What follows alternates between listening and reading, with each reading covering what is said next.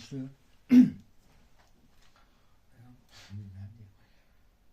سلام به مهمونان عزیز. من یکم فارسی جدید نظر کنم بعد اینجا این نقشه دارم واسه تومار رسیده درباره تولید برق بیشتر.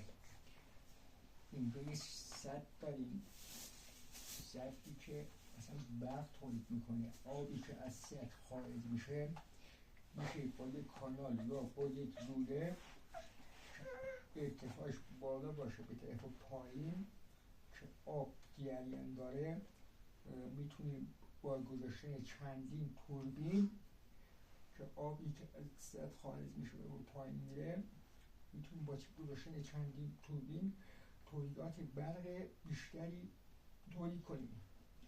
باید جاهایی هستش مثل رودخونه، مثل چالش، میتونیم با همون دینام بذاریم با چرخشی که آب داره برق تولید کنه.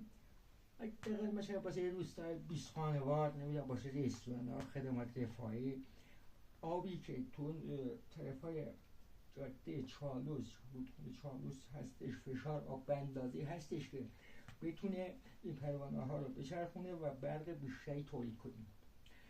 خب حالا معلوم شدیم